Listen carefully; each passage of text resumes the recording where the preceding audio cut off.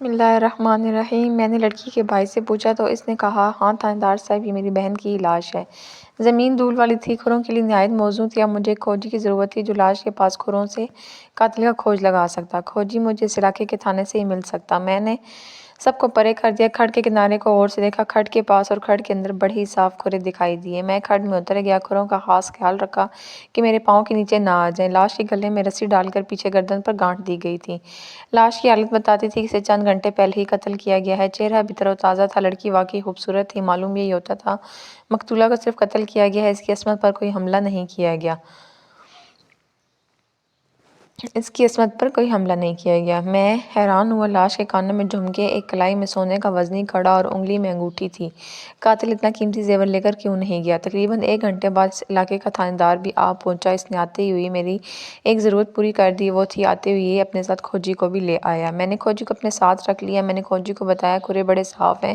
کھوجی نے اپنا کام شروع کر دیا اور ہم دونوں تھانے کاغذی کارروائی میں مصروف ہو گئے۔ کھوجی کھڈ میں اتر چکا تھا۔ کچھ دیر بعد میں نے لاش پوسٹ مارٹم کے لیے بھجوا دی۔ میں نے جن 2 بھائیوں کو پکڑا، ان پر میرا شک مزید پختہ ہو گیا۔ کچھ دیر بعد کھوجی کھڈ سے نکل آیا اور مجھے بتانے لگا، 3 کھرے گاؤں کی طرف سے آئے ہیں، ان میں 2 مردانہ ہیں اور 1 زنانہ۔ کھوجی نے مزید بتایا، زنانہ کھرا اسی جوتی کا ہے جو لاش کے پاؤں میں تھی۔ 3 کھرے گاؤں کی طرف سے جائے وقوعہ تک آئے تھے، جن میں 1 کھرا مقتولہ کا تھا، 1 کھرا دیسی جوتی کا تھا جو گاؤں دیہات کے لوگ عموماً پہنا کرتے تھے، دوسرا مردانہ کھرا گرگابی کا تھا۔ گرگابی جوتی امیر یا شوقین دیہاتی پہنا کرتے تھے، گرگابی عام نہیں تھی۔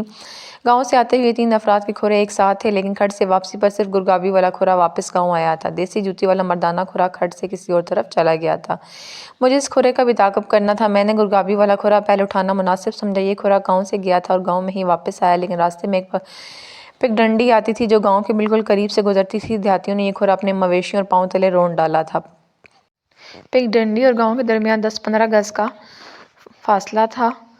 کھوجی نے بہت تلاش کیا، لیکن یہ کھرا آگے نہ ملا۔ کھوجی نے کھرے کا رخ دیکھ کر یقین کے ساتھ کہا، یہ گرگابی والا آدمی اسی گاؤں میں واپس آیا ہے اور گیا بھی اسی گاؤں سے تھا۔ میرے لیے سہولت یہ تھی کہ گرگابی ایک خاص جوتی تھی جو پورے گاؤں میں ایک آدھ آدمی ہی پہنتا ہوگا۔ میں نے سوچا گاؤں والے بتا دیں گے کہ اس گاؤں میں کون کون ہے جو گرگابی پہنتا ہے۔ میں نے نمبردار کو الگ کر کے پوچھا کہ اس گاؤں میں گرگابی پہننے کا کون کون شوقین ہے۔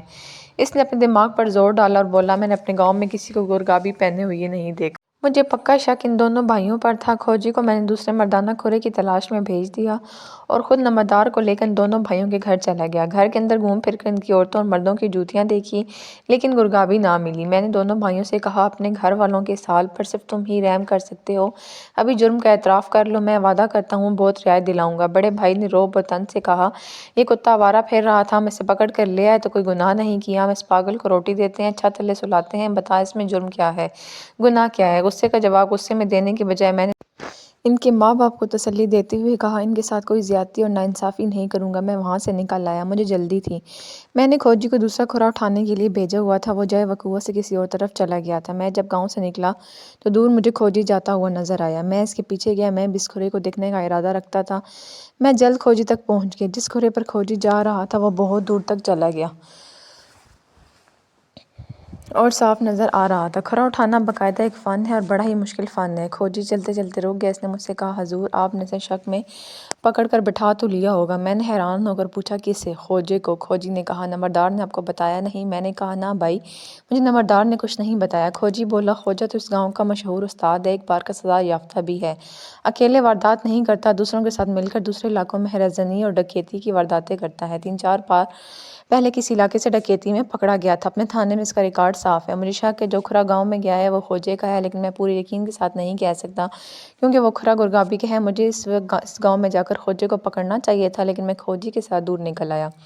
گاؤں کا کوئی بھی آدمی کھوجے کے خلاف گواہی نہیں دے گا، نمبردار کا تو وہ گہرا یار ہے۔ یہ سن کر مجھے نمبردار پر بہت غصہ آیا۔ کھوجے کو پیسے دے کر اسے جو بھی واردات کرانا چاہو کرا سکتے ہو، اس علاقے کے سیٹھ اور جاگیردار اس کے مرید ہیں۔ میری لا علمی کی وجہ سے یہ شخص جس کا نام کھوجا تھا میرے ہاتھ نہیں آیا۔ مجھے خیال آیا اس علاقے کے تھانے دار نے بھی کھوجے کا ذکر نہیں کیا، حالانکہ وہ جاتا تھا۔ میں کھوجے کے گاؤں میں ہی لاپتہ لڑکی کی تفتیش کر رہا ہوں۔ میں نے کھوجی سے کہا، کھوجا اتنا بڑا استاد نہیں ہوگا، ورنہ یہاں کا تھانے دار اس کا نام مجھے ضرور بتاتا۔ کھوجی بولا، کیسی باتیں کرتے ہیں جناب، وہ بھی تو کھوجے کا یار ہے، اور ساتھ ہی ہاتھ جوڑ دیے، میرا پردہ رکھنا کہیں مروا نہ دینا۔ میں نے کہا، تم کسی بات کی فکر مت کرو۔ کھرے کا تعاقب کرتے ہوئے ہم گاؤں کے نزدیک پہنچ گئے۔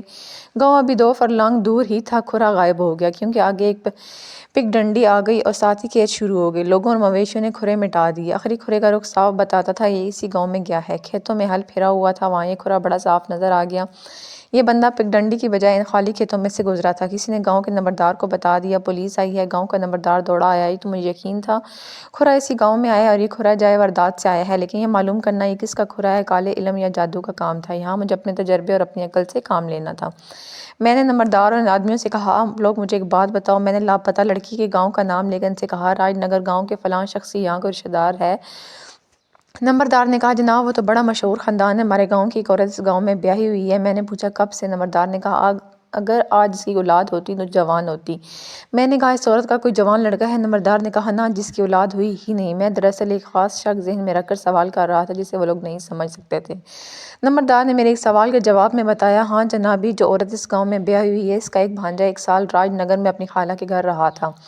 میں نے نمبردار سے کہا وہ فوراً اس لڑکے کو بلائے۔ نمبردار فوراً روانہ ہو گیا۔ نمبردار کے جانے کے بعد میں نے گاؤں والوں سے پوچھا، یہ لڑکا اپنی خالہ کے پاس راج نگر میں ایک سال کیوں رہا؟ انہوں نے کہا، جناب بات اس طرح ہے، یہاں اس گاؤں میں لڑکے کے خاندان کی ایک دوسرے خاندان کے ساتھ پرانی دشمنی ہے۔ وہ خاندان زیادہ چالاک اور طاقتور ہے۔ ان لوگوں نے تھانے میں درخواست دی کہ انہیں اس لڑکے سے خطرہ ہے کیونکہ لڑکا غسیلا اور لڑاکا ہے، وہ کسی وقت بھی ان کے خاندان کے کسی آدمی کو قتل کر سکتا ہے۔ اس لیے اس لڑکے کے گھر والوں نے لڑکے کو اس کی خالہ کے پاس راج نگر بھیج دیا۔ میں نے لڑکے کے چال چلن کے متعلق پوچھا تو مجھے بتایا گیا لڑکے کی عمر 24 سال کے قریب ہے۔ لڑکا بہت ہی دلیر اور نڈر ہے، اکلوتا ہونے کی وجہ سے بہت ہی لاڈ پیار دیا گیا، اس سے لڑکے میں منمانی کرنے کی عادت پیدا ہو گئی۔ اتنے میں ایک آدمی دوڑتا ہوا آیا اور کہا، آپ لوگوں کو نمبردار نے اپنے گھر بلایا۔ ہم سب چلتے چلتے نمبردار کی بیٹھک میں جا بیٹھے۔ نمبردار لڑکے کو وہیں لے آیا۔ نمبردار نے اس لڑکے کو میرے سامنے کرتے ہوئے کہا، یہ ہے جی ہمارے گاؤں کا شیر، اس کا نام دلاور ہے۔ میں اس نوجوان کے ساتھ اکیلا رہ گیا۔ اس کے چہرے پر گھبراہٹ تھی جو ہونی بھی چاہیے، یہ پولیس کا ڈر تھا۔ میں اس کو غور سے دیکھا۔ اس کے قد کاٹ اور جسم کی ساخت میں کشش تھی۔ اس کے چہرے کے نقوش بہت اچھے تھے۔ بلا شبہ وہ ایک خوبصورت مرد تھا۔ میں نے سوچا اگر لڑکی اس کی خاطر گھر سے نکلی تھی تو وہ مجبور تھی، لیکن یہ صرف میرا خیال تھا، ورنہ اس جوان کے خلاف میرے پاس کوئی ہلکی سی شہادت نہیں تھی۔ میں نے اس سے پوچھا، کیا آپ اپنی خالہ کے پاس اس کے گھر راج نگر میں ایک سال تک رہا ہے؟ اس نے کہا، جی ہاں، میں اپنی خالہ کے گھر ایک سال تک رہا ہوں۔ میں نے لڑکی کے باپ کا نام لے کر کہا، کیا وہ اسے اور اس کے خاندان کو جانتا ہے؟ اس نے کہا، وہ تو بہت اچھے لوگ ہیں۔ میں نے کہا، کیا تم چھیمو کو بھی جانتے ہو؟ اس نے پوچھا، آپ نے چھیمو کا نام کیوں لیا؟ میں نے اسے کہا، چھیمو کسی کے ساتھ اپنے گھر سے بھاگ گئی ہے۔ میں نے اسے یہ نام بتایا، وہ قتل ہو گئی ہے۔ اس نے کہا، کیا آپ مجھ سے یہ معلوم کرنا چاہتے ہیں وہ کس کے ساتھ بھاگی ہے؟ مجھے تو وہاں سے آئے 3 مہینے ہو گئے ہیں اور میں نے تو اس کو اچھی طرح دیکھا ہوا بھی نہیں۔ میں نے کہا، میرا خیال تھا تم اسے اچھی طرح جانتے ہوگے۔ اس نے بڑی ہی خوبصورت مسکراہٹ سے کہا، پھر تو شاید آپ کو یہ شک بھی ہوگا کہ وہ میرے پیچھے گھر سے نکل آئی ہوگی۔ اگر آپ کو ایسا کوئی شک ہے تو اس شک کو اپنے دل سے اتار دیں۔ میری تو منگنی ہو چکی ہے، مہینے 1.5 مہینے تک میری شادی ہونے والی ہے۔ میں نے اسے باتوں باتوں میں بہت ٹٹولا، لیکن اس نے اپنے خلاف ذرا سا بھی شک نہ ہونے دیا۔ میرا انداز تفتیش اور پوچھ گچھ والا نہیں تھا، یہ گپ شپ والا انداز تھا۔ میرے لیے سوچنے والی بات یہ تھی، اگر اس لڑکی اس کے پیچھے گھر سے بھاگتی تو اسے قتل کیوں کرتا؟ میں نے یہ بات بھی نوٹ کی، جس وقت یہ میرے پاس آیا اس وقت جو گھبراہٹ اس کے چہرے پر آئی تھی وہ اب ختم ہو چکی تھی۔ اگر یہ اغوا یا قتل کا مجرم ہوتا تو اس کا چہرہ کا رنگ بدلتا۔ میں نمبردار اور دوسرے لوگوں کو اندر بلا لیا اور ان کے ساتھ گپ شپ کرنے لگا۔ باتوں باتوں میں ایک آدمی نے اس لڑکے دلاور کے متعلق بتایا کہ اس کی آواز میں خدا نے بڑا سر اور سوز پیدا کیا۔ وہ مجھے کہنے لگے میں دلاور سے گانا سنوں۔ میں کوئی مردہ دل تو نہیں تھا، گانا نہ سنتا، لیکن اس وقت میرے دماغ میں ایک پیچیدہ تشویش سوار تھی۔ پھر بھی میں نے دلاور سے کہا وہ کچھ سنا دے۔ میرا خیال تھا دلاور اندھوں میں کانا راجا ہوگا، لیکن اس نے پہلی ہی آواز نکالی تو میں نے چونک کر اس کے منہ کی طرف دیکھا۔ میں یہی کہوں گا جتنا وہ خود خوبصورت تھا، اس سے زیادہ پرکشش اور پرتاثیر اس کی آواز تھی۔ ہم جب اس گاؤں سے نکلے تو میں نے کھوجی سے پوچھا، کیا اس نے کیا دیکھا؟ کھوجی نے کہا، نہیں حضور، یہ کھرا جس پر چل کر ہم اس گاؤں تک پہنچے ہیں وہ کھرا اس لڑکے دلاور کا نہیں ہے، یہ کسی اور کا ہے۔ کھرے والا بندہ ابھی ہماری پہنچ سے دور تھا، لیکن اس کھرے سے یہ فائدہ حاصل ہوا، یہ معلوم ہو گیا کہ لڑکی کے قتل کے ساتھ اس گاؤں کے کسی آدمی کا تعلق ضرور ہے۔ ہم گاؤں پہنچ گئے۔ نمبردار کو دیکھ کر مجھے غصہ آنے لگا۔ میں نے اسے دور سے آواز دی، وہ دوڑا آیا۔ میں نے اسے کہا، اس نے مجھے کیوں نہیں بتایا اس گاؤں میں ایک سزا یافتہ اور پیشہ ور مجرم ہے؟ نمبردار کے ہونٹ کانپنے لگے، اس کے منہ سے آواز نہیں نکل رہی تھی۔ میں نے دھاڑ کر کہا، اپنے اس باپ کو فوراً حاضر کرو۔ نمبردار پیچھے کو مڑا اور وہیں سے آواز دی، خوجے ادھر آنا۔ خوجہ دوڑتا ہوا آیا۔ میں نے اس کے ساتھ کوئی بات نہ کی۔ میں نے اپنے ہیڈ کانسٹیبل سے کہا، اس کے گھر کی تلاشی لو۔ ہیڈ کانسٹیبل دوڑ پڑا، اسے معلوم تھا تلاشی کس طرح لی جاتی ہے۔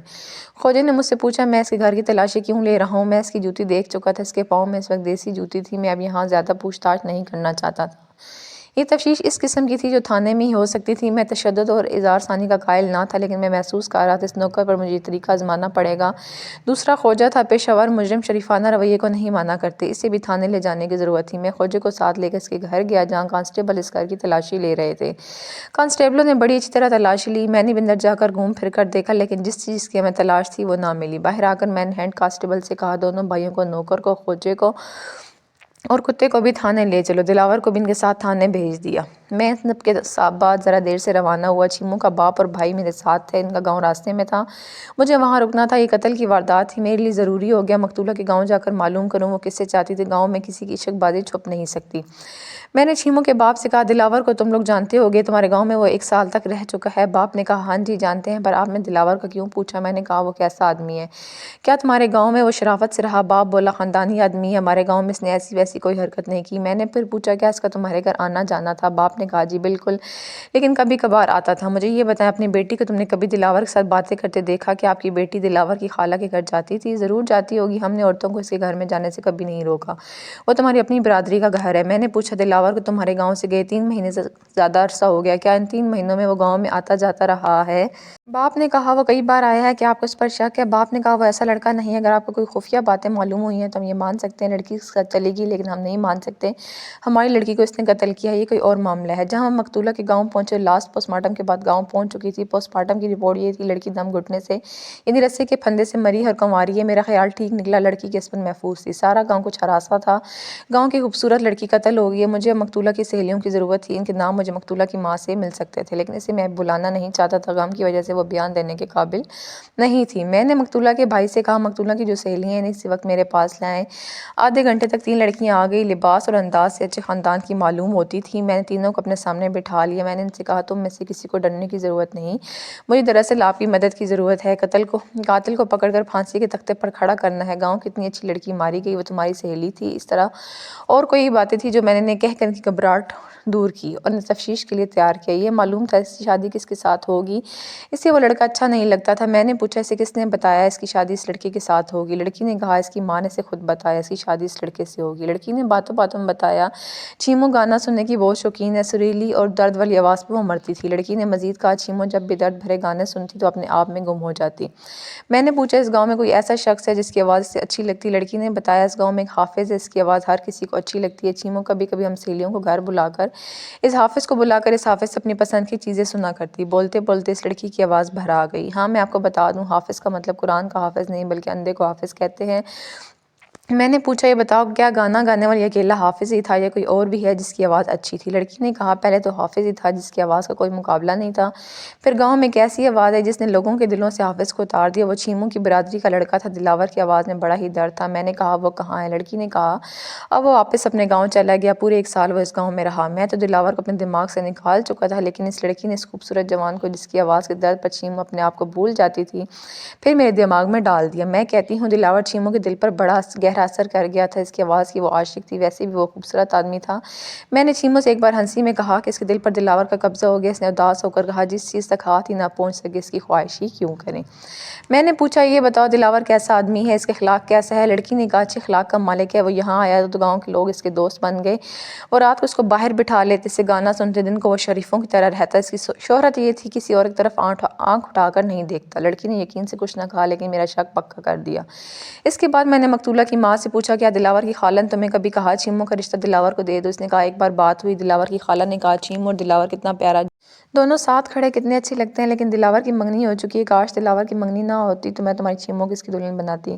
میں نے بھی اس کی خالہ سے کہا، جوڑیوں ہو تو اوپر آسمانوں پر بنتی ہیں، میں بھی اپنی چیمو کی زبان دے رکھی ہے۔ ایک روز پھر دلاور کی خالہ نے کہا، دلاور کا وہاں سے دل اکھڑ گیا ہے جہاں اس کی منگنی ہو چکی ہے، اس کے بعد ایسی کوئی بات نہیں ہوئی۔ میں نے پوچھا، کیا چیمو دلاور کی خالہ کے گھر جاتی تھی؟ ماں نے کہا، جاتی تھی، چیمو کے ساتھ اسے بہت پیار تھا۔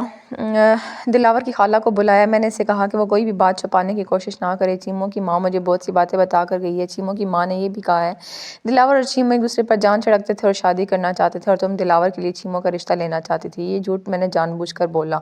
میری بات سن کر وہ تھوڑا غصے سے بولی، بڑے افسوس کی بات ہے، وہ تو میری منہ بولی بہن بنی ہے اور اتنا بڑا جھوٹ بول کر گئی۔ میرے بھانجے نے کبھی چیمو کا نام بھی نہیں لیا۔ میں نے کہا، اگر وہ نام لیتا تو کیا جرم ہوتا؟ کیا چیمو کا چال چلن خراب تھا یا وہ غلط لڑکی تھی؟ اس نے کانوں کو ہاتھ لگاتی ہوئی کہا، توبہ توبہ، میں اس بیچاری بیچاری کو کیوں بدنام کرو، ابھی تو اس کی میت سامنے پڑی ہے، اس کا چال چلن تو خراب نہیں، بس کسی کے ساتھ دھوکے میں آ کر وہ بیچاری ماری گئی۔ میں نے کہا اچھا بتاؤ کیا یہ بات سچ ہے؟ دلاور وہاں شادی نہیں کرنا چاہتا جہاں اس کی منگنی ہوئی ہے۔ اس نے ہاتھ جوڑ کر کہا آپ دلاور پر شک مت کریں، وہ میری بہن کا ایک بیٹا ہے، خود چیمو کی موت کی خبر سن کر آیا، چیمو کے بھائی نے اسے اطلاع بھجوائی، یہ بڑے پکے دوست ہیں۔ اس عورت کا انداز صاف بتا رہا تھا وہ اپنے بھانجے کو بچانے کی کوشش کر رہی ہے۔ وہ کہتی دلاور اور چیمو کی آپس میں کبھی بات نہیں ہوئی، حقیقت یہ تھی دلاور کے خلاف مجھے ابھی تک کوئی شہادت نہیں ملی۔ باہر شور اٹھا، کوئی عورت چلا رہی ہے میرا بچہ کہاں ہے، اس بے گناہ کو تم نے مروا دیا، کہاں ہے تھانے دار، میں اس سے بات کروں گی۔ میں اٹھا اور باہر آیا، غریب سی ایک عورت کو نمبردار اور میرے کانسٹیبل دھکے دے رہے تھے۔ عورت روتی اور چلاتی تھی میرے بچے کا کیا قصور ہے؟ میں نے وہیں سے گرج کر کہا آنے دو اسے۔ وہ عورت روتی ہوئی میری طرف آ گئی، میں تھانے سے ہو کر آئی ہوں، اسے تیرے آدمی نے اتنا مارا ہے مجھے پہچانتا ہی نہیں۔ میں اسے اندر لے کر پوچھا وہ کون ہے، کون سے بچے کی بات کر رہی؟ وہ چیمو کے نوکر کی ماں تھی، اس نے بتایا چیمو جب غائب ہوئی تو